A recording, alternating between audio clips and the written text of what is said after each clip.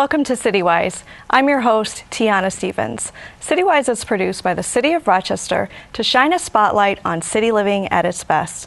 Well, this past September, Mayor Warren and Chief Ciminelli launched an initiative to help strengthen the police department's relationship with residents and business owners in the neighborhoods that they patrol. Clergy On Patrol is a partnership between the Rochester Police Department and the local clergy, and while the program is new, it's already receiving national attention. Rochester Police Chief Michael Ciminelli and Bishop Jeffrey Melvin of the Powerhouse Church of God in Christ are here to tell us more about this effort. Thanks for joining us today. Thank you. Thank you. What is Clergy On Patrol? How did this all get started? Well, as you mentioned, it was an initiative with Mayor Warren. A couple things kind of led to this. First of all, we did a community survey late last year, and there were some interesting results. What we found was the more people actually had interaction with Rochester police officers, the better acceptance there was, a higher level of trust, and we were viewed more favorably. The people that tend to view us less favorably that were people that hadn't actually interacted or had actual contact with Rochester police officers. So that, in some ways, those results were encouraging, but in other ways, it showed us we have to find a way to have more positive interaction, to have people get a chance to know us. And then, with Mayor Warren's initiative to reorganize the police department, we were looking for ways to reintroduce our officers to the community as we transition into our new police sections from our current divisional structure. So that's how the Clergy on Patrol initiative was born. We recognize that the faith community in Rochester is very influential. Through the faith community, through the clergy, we can get to many, many more people. So we viewed this as an opportunity to get to know the clergy better and then have them help us get to know the community better. Sure. And Bishop Melvin, how did you get involved with this? And tell us a little bit about yourself. Well, my name again is Bishop Jeffrey Melvin. I pastor the Powerhouse Kingdom Cathedral Church of God in Christ in the heart of the city. We're right at 48 Clifton Street between Jefferson and Reynolds. And I got involved with this initiative actually before the mayor became the mayor. When she came and we talked about me possibly endorsing her, one of the things that she saw as visionary was the police department working along with the community to have better relationships. So, I think it's well documented that there's sometimes strained relationships between the people in the city and the police, who help protect the city. And so she's actually one politician that kept her promise to do what she ran on. And so I was very happy to see that after she got in office that she really got into this, making sure that the community and the police department were working together to try to link the gap and to bring together the people that are out in the streets and the people that, are downtown. And so it's worked very well. I'm glad to be a part of it. It's great to go out and be able to talk with folks. Actually, a lot of people that I'm out there with, people I went to school with. Either, we play ball together, we lived around the same places, or it's their children. So when I drop a few names, I'm like, hey, I know your people. And it helps us to say, hey, this is the chief. Have you ever met the chief? Have you met the mayor? And so it helps to bridge the gap. Had you already been doing this kind of work out on the streets as far as, meeting with the community, praying in the streets? Is that something that you were already doing? I think any church will have what we call outreach or witnessing. Sometimes you go door to door. Sometimes you have cookouts. You just have the public come in. And then when you're in the heart of the city, the public comes to you. So folks come to you with different concerns. They'll call you. They'll see a website or something. And so we're already part of the city. We're already collaborating with the people in the city. I think this element that's brought in is we have folks that, as a profession, they're serving and protecting. But now, as part of, you're on the clock, but you're still getting to know people in a non-crisis type situation. Sure. How did the first walk go?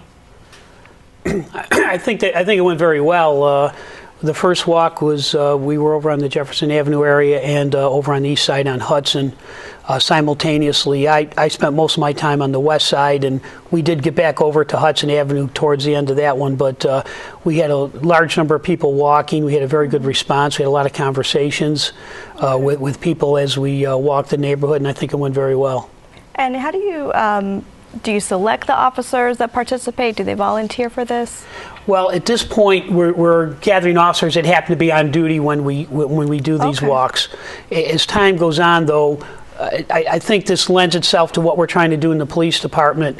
We've really gotten away from getting out of the cars and walking, and over a number of years we've engaged in what I call drive-by policing, where the officers do a good job. They're good at going out there and dealing with crime and responding to calls.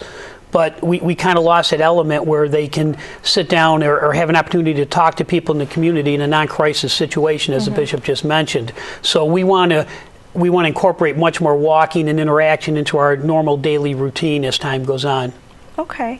And what sort of training did you have to undergo, Bishop Melvin, to Well, we met with the police department, and they gave us some to-dos and to-not-to-dos. Okay. And I think that was very helpful because, you're going to situations where you don't know, something could happen.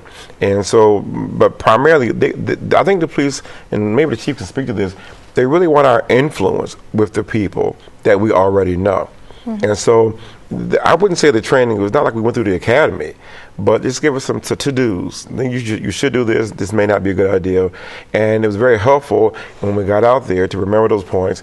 And I think one of the main things in the training was, hey, just be yourself. These folks, we're just trying to get together, and so we can get to just talk with each other and get to know each other in a different type of way than we normally would get to know each other. Okay, and for the other members of the clergy, did you help recruit them? How did you make the selection of who could participate? Is it open to everybody? It's definitely open to anybody, and we call it Clergy on Patrol, but the fact is we do have community members that are not actual clergy members also participate. Sure. I would say that the mayor knows how to get a crowd, how to draw people in to get them on board, and so it was efforts through the mayor's office.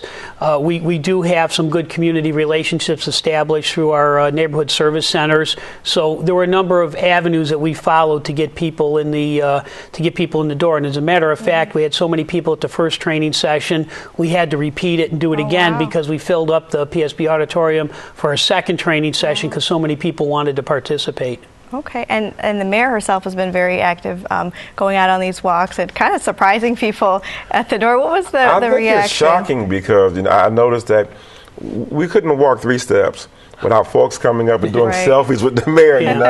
They wanted pictures, and also with the police officers, which is something that probably would not normally happen. Okay. But I think between having the pastors, along with the mayor and the police officers, it softened the interpretation of why they're here. And so you had people saying, "Hey, go take a picture with the chief. Take a picture with the mayor." The grandparents pushing their grandchildren to do that. Wow. And I want to just add too that this was not in response to what's going on nationally.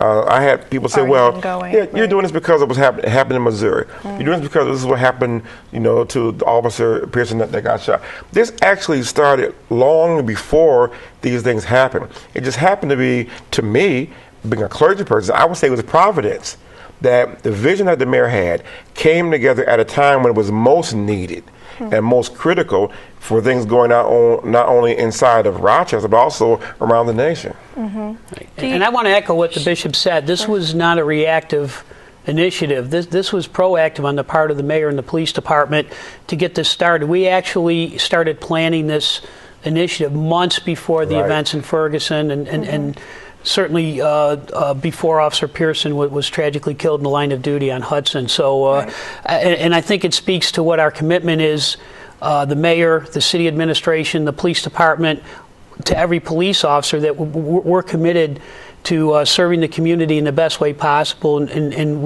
this was not a knee-jerk reaction to something that happened.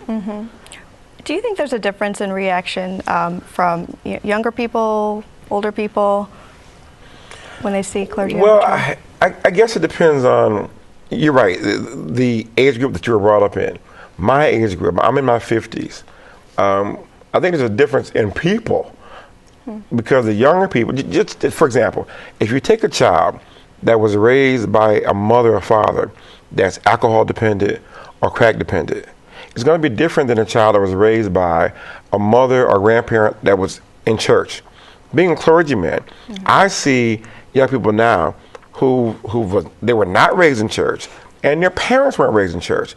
That's a different pedigree, if you will, of person, because those people that are brought up in church are taught a certain type of discipline, certain type of regimen, certain type of faith that people who did not have the opportunity to be brought up in church like I was, that they would have.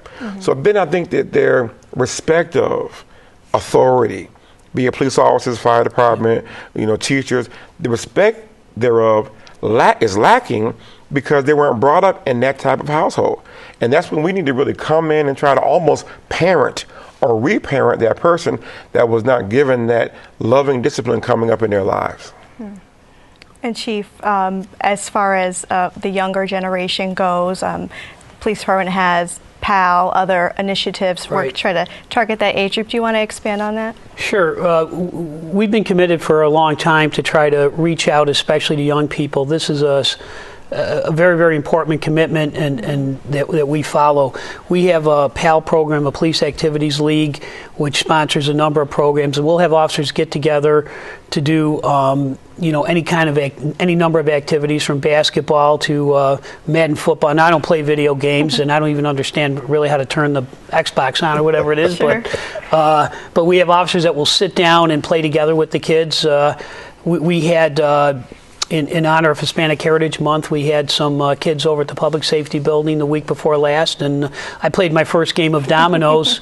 A little fourth grade girl from one of the city schools sat down and taught me how to play dominoes. Right. I'd never played. And what we want to do is this. We want these kids, these young people, to get to know the officers in these non-crisis situations. And then if there has to be an encounter with an officer because the officer has to intervene in some situation, there's some basis of knowledge beyond that crisis situation, and there's some level of trust and understanding, because when people know each other, they're much more likely to communicate and come to a peaceful, calm resolution than if they haven't had the opportunity to get to know each other before. So that's really what we're aiming to do. Sure. Now, do you target any specific neighborhoods, or how do you go about planning for which neighborhood you'll be in?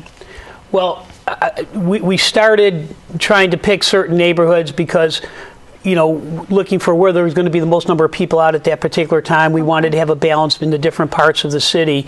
As time goes on, though, especially as we go into reorganization, what's going to happen is, our new section captains that are going to command each of these geographic sections in the city, we have they're going to be given access to, I call it the Rolodex. It's not a Rolodex, it's actually a spreadsheet. But everybody like the bishop and all these other clergy and community members that participated in this, we're going to introduce them to the captain of that section. And then they'll have a chance to get to know each other. And we want to see this spread throughout the whole city and every neighborhood. Okay. And does the relationship with the clergy, does it go beyond just the walks? I would say yes. One of the things that I've been trying to do since I've been chief, the message I've given to the clergy and other community members is, let's talk now, let's get to know each other now. When you have a concern, when an issue comes up, let's sit down and talk and communicate with each other and see if we can work through it. I prefer to do that rather than to try to talk through the media or some type of third-party way. Sure. And so, and frankly, as some events have unfolded nationally and some locally, we've utilized these relationships already to pick up the phone and call each other and say, let's talk through this. What are your concerns? What can I explain to you to try to help you understand, and we can come to a better mutual understanding. I think along with what the chief was saying, there's some relationships that have already been established. Like, for example, I don't know if you know this, Chief, I grew up with Moses Robinson. Yes. We played football together. I was on the offensive line. I used to protect him when he ran the football.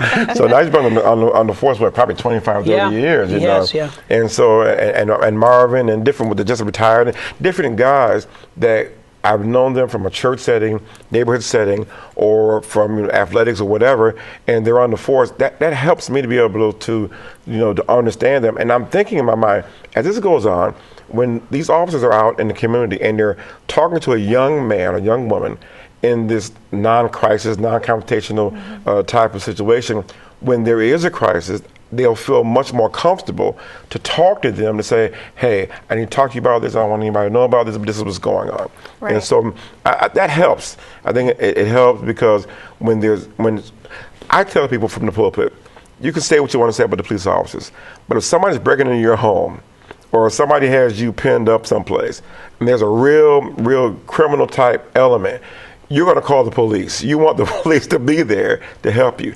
And I want them to feel comfortable calling the police, because it's better for you to call them than take the situation into your own hands. Sure. Then the police, then they're being called on you. Sure. What is the reaction from your congregation? They love it. They love it because, we're right there between Reynolds and Jefferson. There was just a murder on our street a few days ago. We're right there. And we try to keep our property up, keep our property clean, keep it, to try to reflect. We want to reflect what we think the community should look like. And the people that attend the church, they love the fact that we are collaborating with the police officers. Many times we'll have police cars just pull up into the parking lot, and they're sitting there talking about whatever. Hey, I'm fine with it. Hey, guys, stay as long as you want. I love the presence being there, and the people that I pastor love the fact that their pastor is, dealing with the police officers, because it helps to make for a better environment all over. It's community. It's all about community. It's all about family. Now, I mentioned the national attention. There was an article in the Huffington Post after the first walk. Did you get any phone calls from any other departments looking for more information? Yeah, we've gotten some phone calls and some outreach, and I know the mayor's office has also. So, certainly we don't have all the answers. There's any number of times we'll call other departments to find out what they're doing, and we'll follow a good program if someone else came up with it. We'll take some guidance from somewhere else, and if there's anything we could do to provide guidance to another department, another city, we're happy to do it. We don't have all the answers, and we still have issues to deal with, but one thing I can say about the city of Rochester is there is really this joint commitment and partnership with the mayor and the administration, the police department, and the community here to understanding there are going to be times, there are going to be bumps in the road, but we're committed to stay together and deal with them. Have you, go ahead. Let me just say that it is easy when things happen that are fiery to criticize, and we can go from critiquing to criticism if we're not careful. But I think that the more prudent thing and the wise thing to do is to collaborate over criticize. I think if something is wrong, I'll be the first to say, hey, that's wrong, that's wrong, that needs to be dealt with. Now, when I get finished talking about that, going forward, how do we, as people that represent people, as clergy members, community leaders, how can we sit down to the table to say, we need to do this better? Or how is this handled? Give me an understanding about the process. It is just, as a leader, I know whenever you're in leadership, you're going to be shot at. Different from me than you guys. Right. Sure. My shot is more verbal, but when you're out there on the street, it could be literal. Right. But when you're in leadership, you're a target. But instead of targeting our leaders, I think we need to be their clergy, be their political, be their government, be it the mayor, be it the chief. I think it's easier to sit down and try to understand, what is your process? How can we do better with this? What happened? What can we do to alleviate what happened and cause it not to happen again? Not just to be a firebrand, but to going forward, how can we have a collaborative understanding? Because we all want the same things. We want safer streets. We want our children to be able to go to and fro without being accosted or things happening. We want this teen pregnancy and the things that's happening. We have 1 out of 9 African American males graduating in the city school district. That's a travesty. And so if they're not graduating, then they're going to try to live somehow. So what are they going to do? What's offered to them? They're going to be out selling drugs. So then the mayor's initiative in getting young males to graduate actually helps to lessen the crime rate. Yes. Because you have young males getting their GEDs and going on to get their education, be it mechanical or be it scholastically. So instead of criticizing what happened, let's educate our children so they don't have that tendency to want to go to the streets. Let's think about this more cerebrally. Let's think about it more sensibly. Let's look at it more methodically, not just to tear it down, but to build it up. I'm sorry I'm preaching, No. but I'm really passionate about this. Yeah, I mean, 1 out of 10 black males graduating. Right. And the mayor has an initiative that she started before she became the mayor. Let's get these young males educated so they can take care of their families in a legitimate and legal way. Right. It's Operation Transformation Absolutely. Rochester. I'm a part of that, and I love it. I should point out, too, on these walks, we bring information about Operation Transformation, about getting your GED, about free job training, job skills training opportunities that the city either offers or can help people get into. So a lot of what we're doing when we go on these walks is giving out this information, and people come up and say, well, I don't have a job. Well, you know what? Here's a brochure. Right. Call that number and somebody can help you. If you make that call, someone can help you. Right. So that's part of what we're doing too. That's part of our outreach in the Clergy On Patrol program. Okay. And that speaks to the crime rate. It's been proven time and time again. People criticize folks going to prison and getting education. But follow the statistics. If that young man goes to prison and comes out with a degree, he is far less likely to be a part of the recidivism rate. You're going to pay anyhow. You're going to pay $80,000, $90,000 a year for him to be in prison. Why not pay $5,000 or $10,000 a year to help him to get an education so when he comes back, he doesn't have to decide, do I eat, do I go on welfare, or I can't get a job. If he has a job because he's been educated, he'll stay out of the streets, he or she. Have you met any challenges during any of these walks? They've gone pretty well. I will say there was one occasion on Jefferson Avenue where the mayor stepped into the street and broke up a fight between two individuals before any of the officers could even move to intervene. So, and she did a very nice job breaking up the fight. I got to give her credit. I told her she should take the police exam. I don't know if she's going to, but I think other than that, it's been a very congenial. It's been very congenial. We've talked to people. We occasionally go into a driveway and shoot baskets with kids when we're walking by, giving out the information, stopping in stores and businesses. So at this point, it's been a very congenial, very cooperative venture. We have had people that air concerns about various things. And what I observed was when they aired a concern, somebody either from the police department or from the mayor's office took a note. Yeah. They didn't just say, oh, yeah, okay, we'll get back with you on that. They took a note, and they said, okay, I'm going to look into that. And I've seen the police department and the mayor's office follow through on things that were of concerns to people. And so they normally may not pick up the phone call and say, this is my concern, because it's not a crisis. But on the walks, they're able to say, hey, what about this? What about this? I'm concerned about this. I'm concerned about that. Kind of becomes a town hall meeting. A walking town hall. Walking town hall. Right. Exactly. Okay. Chief, how have you been received? Well, I've been received very well. I think, when I was in other assignments in the police department, my first assignment was a walking beat. My first year out of the academy, that was my assignment, was a walking beat at night. And so I'm very comfortable walking. And I spent most of my career in the Genesee section, which we will have a Genesee section and other sections again. And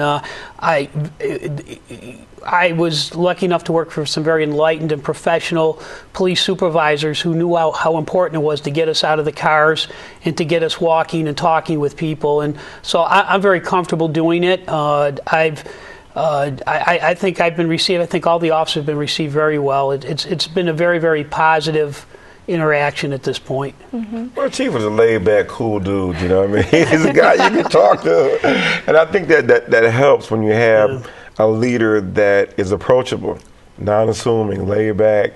He's not G.I. Joe. He's not, he's not hardcore. I don't know. At least in front of me, you're not, Chief. No, I'm not. and that helps, I think, when you're dealing with people. Can I talk with this guy? And he's the type of chief that you can pick the phone up and call and talk with. I will say people don't hesitate. If they got a problem or complain about the police department, people haven't hesitated to let me know about it. So we try to deal with it. Right. So you've mentioned reorganization a couple times, the new section model. If we could just take a couple minutes to explain that. Sure. Back in 2004, prior to 2004, the department was organized into 7 sections or precincts. It had been that way from the mid-'70s. And for a number of reasons, a decision was made in 2004 to centralize police patrol operations. And basically what we have now are 2 divisions split by the river, an East Division and a West Division. And that may have brought some efficiencies in some ways. What it did, though, it took us away from the community. The patrol areas are larger. The commanding officers have a much larger area to be responsible for, so they can't focus at the neighborhood level maybe as much as they would like.